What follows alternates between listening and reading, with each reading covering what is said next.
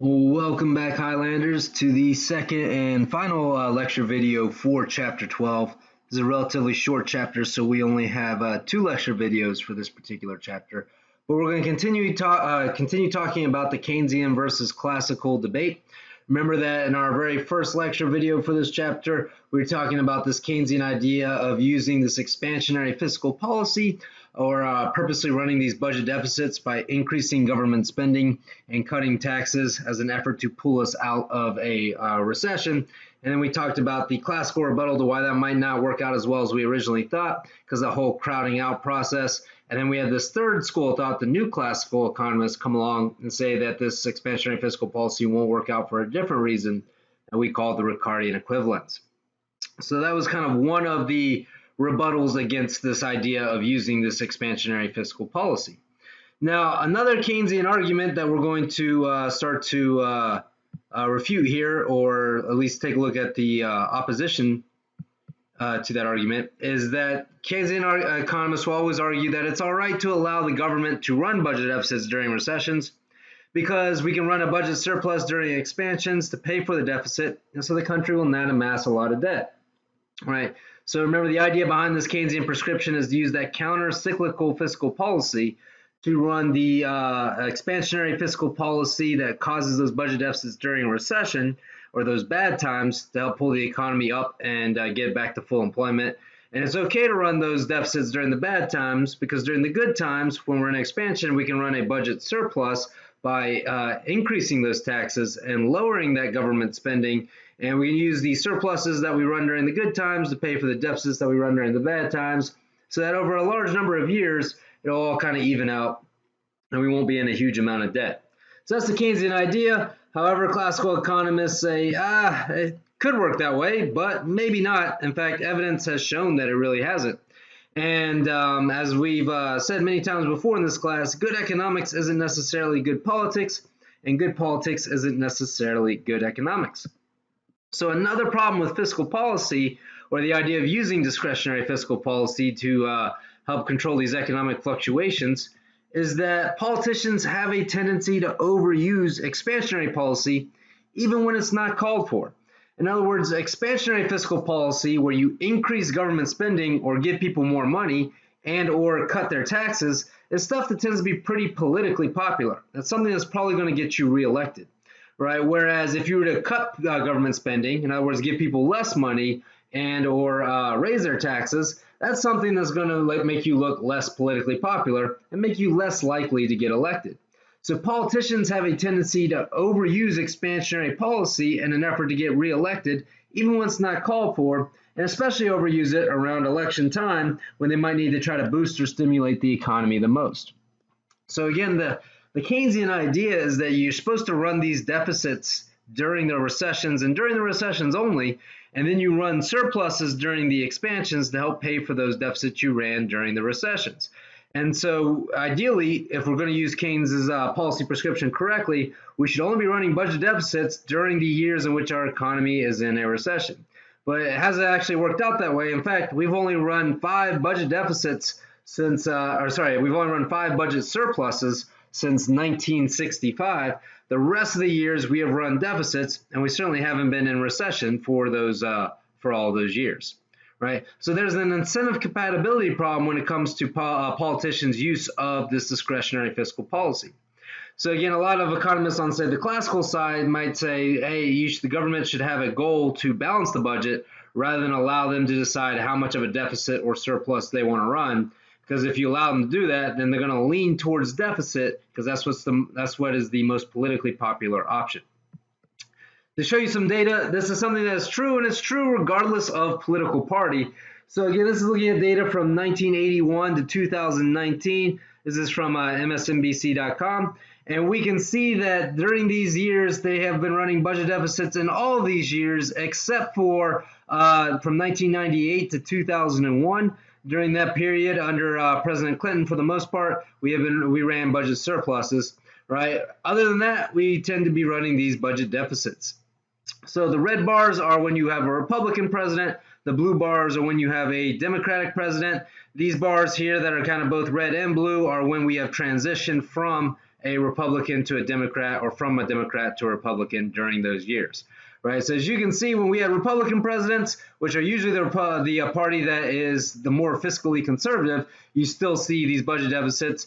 When you had a Democratic president, you saw budget deficits for a little while, and then it went to surpluses. And then when you had a Republican, it went back down to deficits. When you had a Democrat, it went down to even deeper deficits, although part of that is because of that 2009 financial crisis. And then now, as you are transitioning back to Republican, you're going to have even you have deficits still, and I'd imagine even deeper deficits for the year 2020 when that year is all said and done because of all the stimulus spending that the government's doing during this coronavirus outbreak. So with that in mind, you can see that we don't tend to run these surpluses very often. In fact, these 4 years here under Clinton are the only surpluses we've had since 1969, which was the only other surplus we've had in recent memory. Right, so let's go ahead and take a look at, again, some data going from about 1969 all the way up until not only 2020, but some years projected beyond that. So again, as you can see, in 1969, we had that surplus. Then we had nothing but deficits up till those 4 years from 1998 to 2001. And then you've had nothing but deficits since. And it's projected that these deficits are going to continue, and to the point where the average deficit is actually going to be even higher in the future than it was in the past. So again, there is a political incentive to run these budget deficits or to spend money on people and cut their taxes, because that's what's likely to make you popular or get you reelected. So if you care about getting reelected, or you just care about people liking you on Twitter or whatever, right, then you might be incentivized to run deficits more than you should have. With that in mind, of course, if you run deficits all these years, you're going to amass quite a bit of debt. In order to show you that, let's go ahead and take a look at the U.S. debt clock. So I went ahead and pulled that up in advance, and that's what it looks like, right? So this is the U.S. national debt. As you can see, it's increasing, right? This is trillions, so we're a little over $25 trillion in debt at the time of this recording. This is billions, right? This is millions, and as you can see, this clock is increasing at a rate of about $1 million every 22 seconds. Right, so with that in mind, this debt's going to increase by about a little over $130 million during a standard 50-minute lecture or class. Right, but again, you can see our national debt increasing. Again, I calculated that rate at the beginning of this video at about $1 million every 22 seconds. Sometimes it goes up a little bit slower, sometimes it goes up a little bit faster, but the idea is that in recent history, it is always going up. So we are, again, $25 trillion in debt as of right now, and this is before we take into account all this planned coronavirus stimulus spending that's going to be happening here in the near future.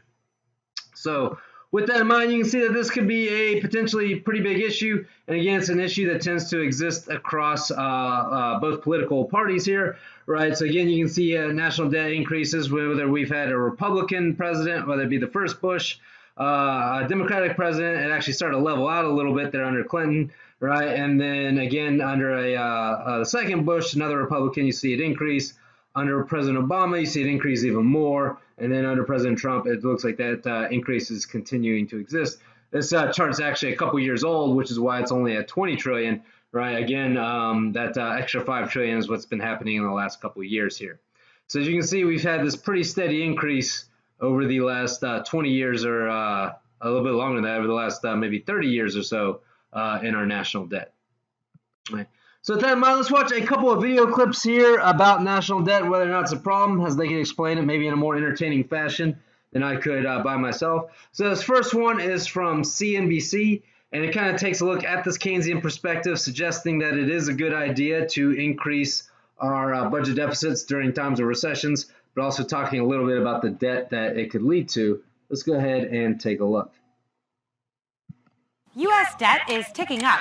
In fact, every second, national debt increases by thousands of dollars. So just since you started watching this video, debt has gone up. U.S. national debt is more than $21 trillion. Yep, that's 12 zeros. Having trouble visualizing it? Well, think of it this way. You could wrap $1 bills around the earth more than 80,000 times with that amount. So how did we get here? Well, it's simple, really. The government is spending more money than it's taking in. The government makes money in one key way, taxes. Your income or payroll taxes are revenue for the government. It then spends that money on things like Social Security, healthcare, and defense. The catch is the government doesn't have enough revenue to pay for all of these programs at once, so it borrows money in the same way that you or I might. For example, as a consumer, it's good for me to be able to take out a loan for things like a car or a home. Without credit, I probably wouldn't be able to do that. It kind of works that way for the government, too. Without borrowing money, the government wouldn't be able to invest as much in education, national security, and infrastructure. So how does the government borrow money? Well, it issues bonds. Investors and central banks buy U.S. debt in the form of treasury bonds and securities, and they get returns when the government pays interest on those bonds. Of the $21 trillion debt, around $15.5 trillion is defined as held by the public. The other $5.7 trillion is money the federal government owes itself, for example in Social Security trust funds. When it comes to debt held by the public, 6% is owned by state and local governments, and 15% by the Federal Reserve. Foreign investors hold 39% of American debt, with China and Japan as the two biggest buyers. The remaining 40% is owned by U.S. investors. So that means the biggest buyer of U.S. debt is actually the American people. So does all of this debt matter? Most economists would agree the short answer to that question is yes, but there's plenty of debate over just how much. Economists generally think it's okay for debt to increase when the economy needs a boost. You can see in this chart federal debt held by the public spiked during World War II and during the financial crisis, when the government borrowed money to boost the economy. The problem is that the federal debt is set to continue to increase to its highest level since 1946, even though the economy is now in much better shape. The Tax Cuts and Jobs Act is passed. One reason for this is a big law Congress passed at the end of 2017 that lowered taxes without cutting spending, which will result in even more borrowing. Another reason the national debt is likely to grow?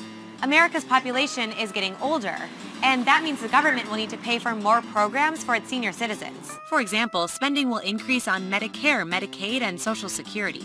Some investors have gotten used to sky-high debt levels that have become the norm not just in the U.S., but around the world since the financial crisis. U.S. bonds have remained a popular investment, and the country still has a AA+ credit rating, meaning it's rated one of the safest places in the world to put your money.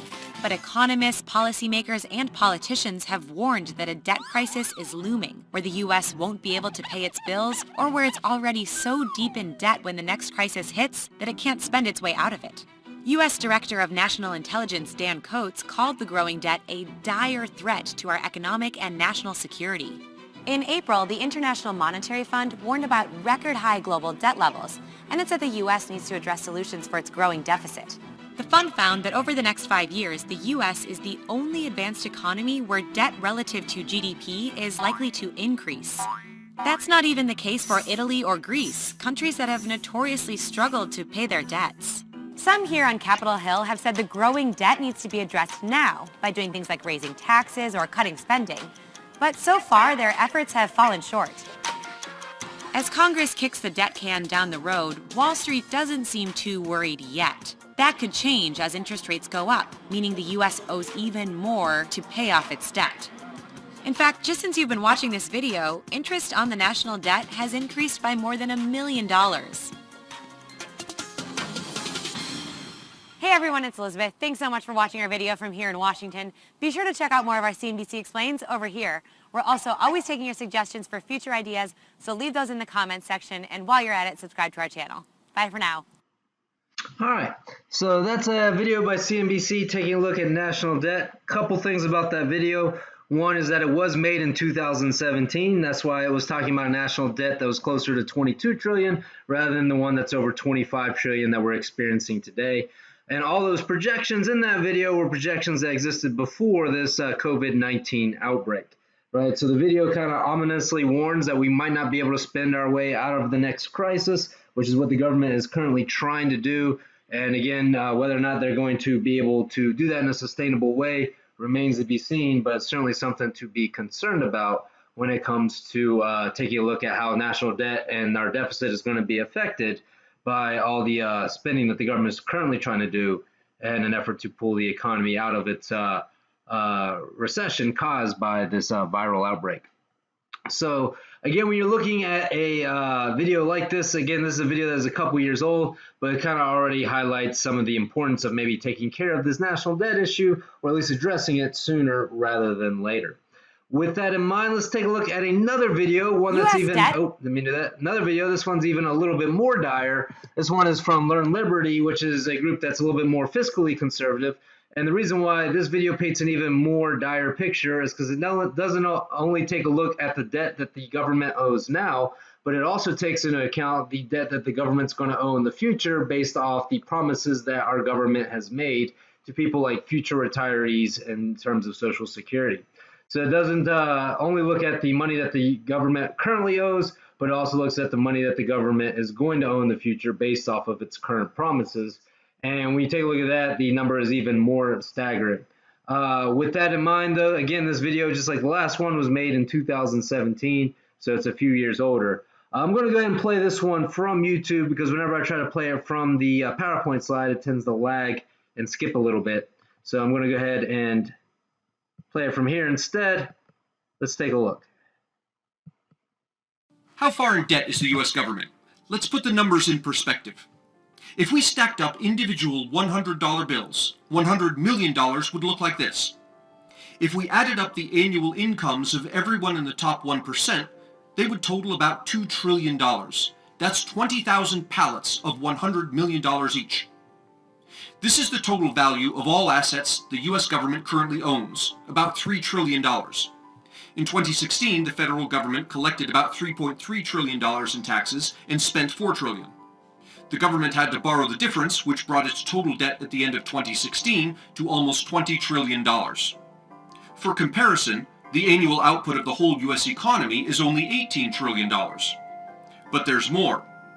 In addition to its debt, the government owes what are called unfunded obligations. These are future Social Security and Medicare payments that the government has promised to retirees, but which it does not have the money to pay. The present value of unfunded obligations is about $70 trillion. That means that the total amount of money the U.S. government either owes or has promised and cannot pay is almost $90 trillion. That figure is nearly 40% higher than it was just 5 years ago, and it's about $10 trillion more than the annual economic output of the entire planet.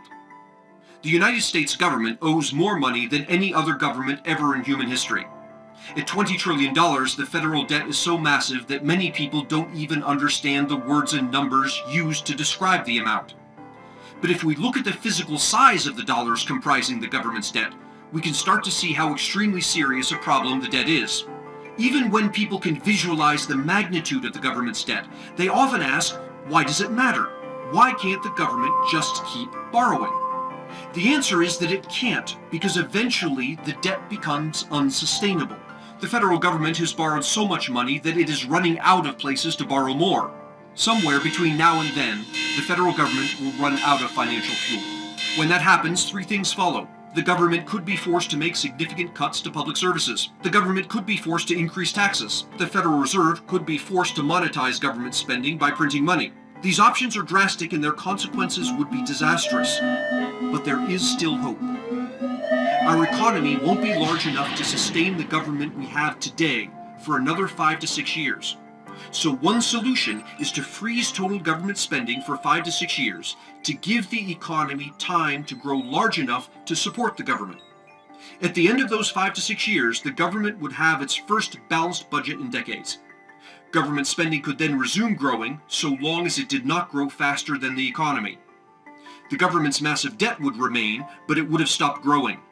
And if the government continued to restrict its growth to match that of the economy, over the next century, the economy, and with it the government's tax revenue, would have grown so much as to make today's massive debt trivial. If you would like to learn more about how we can pay down the debt, click here to see the full video and subscribe to Learn Liberty. All right, so again, that's another look at our debt issue here in the United States. So again, a couple things to consider when it comes to that video, and that is that it is a couple years old. It was made back in 2017. right? Which means it hasn't accounted for that increase in debt that we've had since then. And of course, it doesn't take into account our recent experiences with COVID-19. That's going to make that debt probably even greater, right?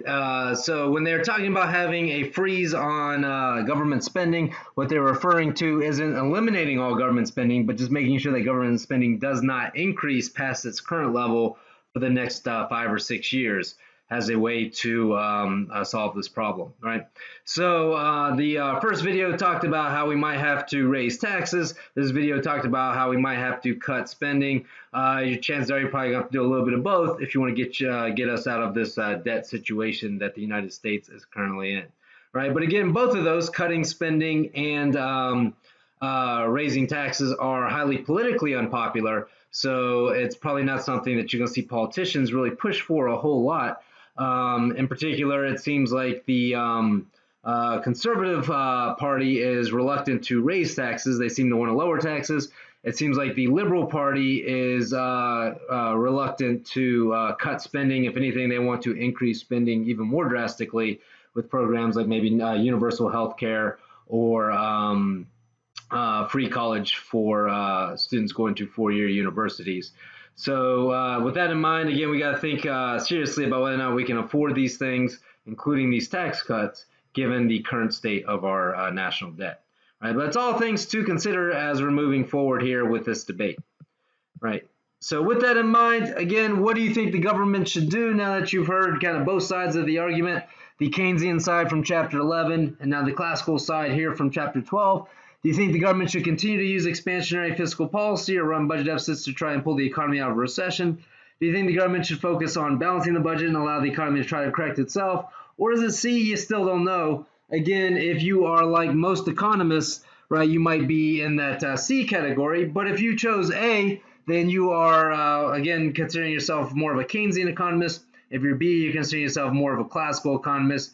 If you don't know, or if you think that, hey, it might just depend on the situation, then you're probably somewhere in between both camps. Again, I don't care which camp you fall into, right? This isn't a question I'd ask you on the exam, but I do want to make sure that you know the difference between the philosophy of these two schools of thought. And this is the reason why you're going to see so much debate among both politicians and economists about what we should do to help the economy pull itself out of recessions, including the one caused by the coronavirus outbreak.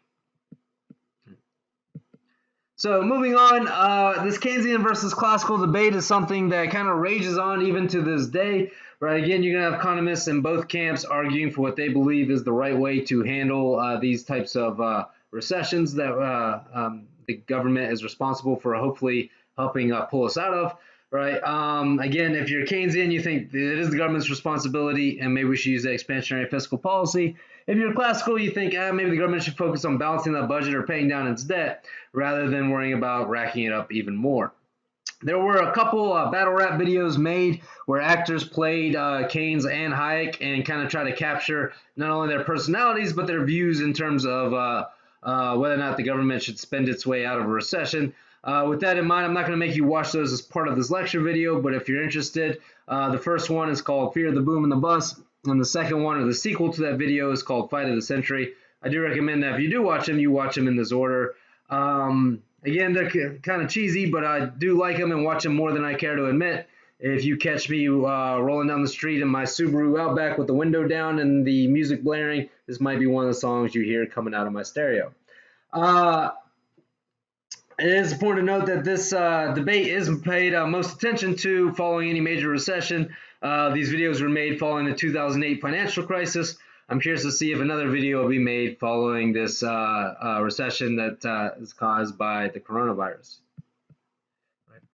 Having said that, even though these two were considered intellectual opposites and were often at each other's throats when it came to ideas, they had great respect for one another and talked well about one another. So this was at a time period where you were allowed to disagree with somebody and it wasn't necessarily a personal issue, unlike what seems to be the case today, where people, when they have different ideas, somehow become violent about it, or again, refuse to respect the person who believes something different than what they believed, right? During this time period, that wasn't really the case. Here's what Friedrich August von Hayek said about Keynes. He was the one really great man I ever knew, and for whom I had unbounded admiration. The world would be a very much poorer place without him. He said that after Keynes's death. And then what Keynes said about Hayek's book, A Road to Serfdom, he said, morally and philosophically, I find myself in agreement with virtually the whole of it, right? Saying that he had a lot of respect for Hayek's ideas, even though a lot of them were contrary to his own, right? So again, these were two very smart individuals with different ways of viewing the world, but still had respect for one another. All right, so with that in mind, let's talk a little bit about what both Keynesian and classical economists do agree on with regards to how fiscal policy is going to affect the economy. So most macroeconomists, whether they be Keynesian or classical, they do believe the following three things. First of which, they both believe that you have to time this Keynesian policy or Keynesian countercyclical policy correctly, indicating that you have to use the expansionary fiscal policy during the recessions and you have to use the restrictive fiscal policy during the expansions. And both agree that it is hard to time this stuff correctly, or that it's hard to achieve proper timing here because of those lags we talked about at the end of the last chapter. Right? Remember the recognition lag of understanding where the economy is headed, the administrative lag of politicians getting together and agreeing on what the right approach is, and then the impact lag of that policy actually impacting the economy.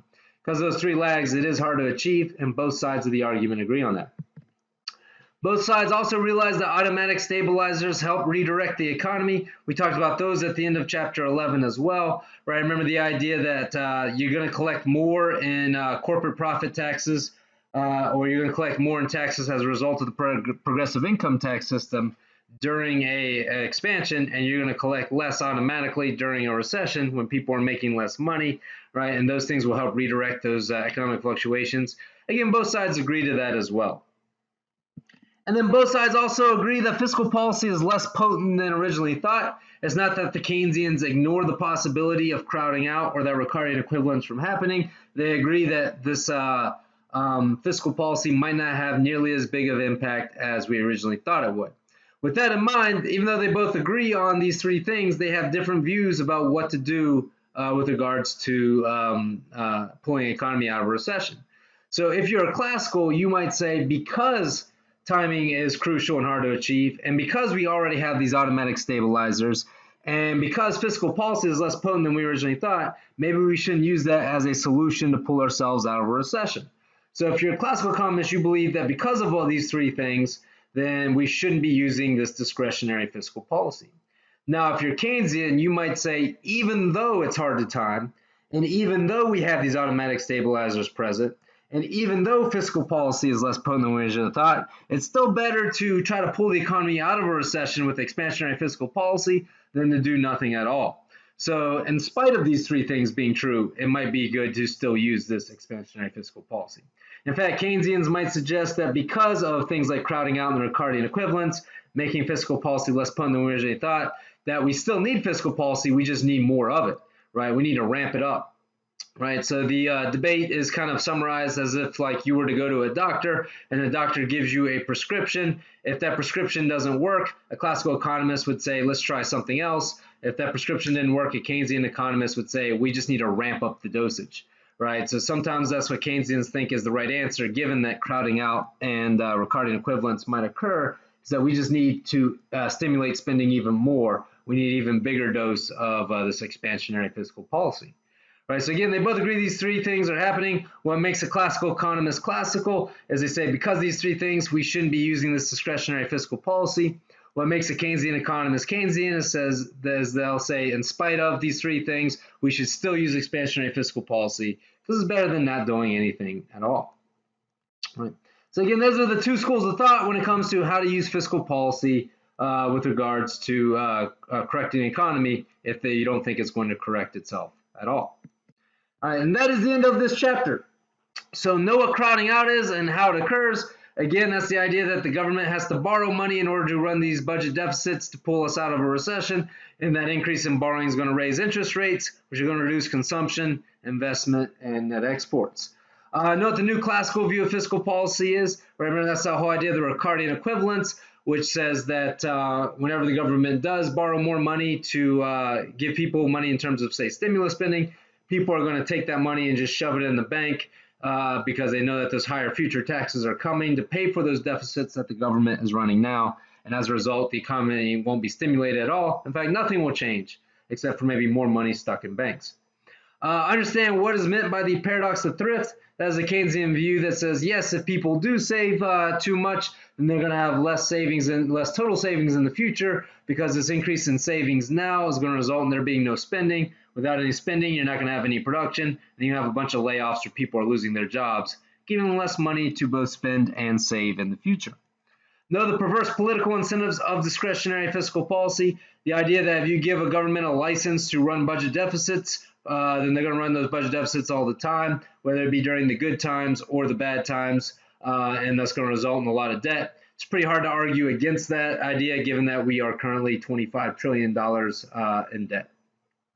And then know the classical and Keynesian debate there in terms of what they agree on and what they disagree on. All right, as we just talked about, both classical and Keynesian economists agree that this discretionary fiscal policy has to be timed correctly, and that's hard to do. They also agree that there are these automatic stabilizers that can help redirect these economic fluctuations. And then finally, they also agree that it's less potent than we originally thought. However, the classical economists, what makes them different, as I said, because of these three things, let's not do it. Whereas the Keynesian economists say, because of these three things, we need to do it and maybe do more of it. Right. So with that in mind, that is the end of the fiscal policy debate. We're going to start our final couple weeks of class with the final section on monetary policy, right? And then that will conclude your climb up the macroeconomic mountain, right? But until then, let me know if you have any questions at all about this chapter or anything else. Feel free to shoot me an email or come visit me in those office hours. Just let me know if you need anything at all. Till then, take care.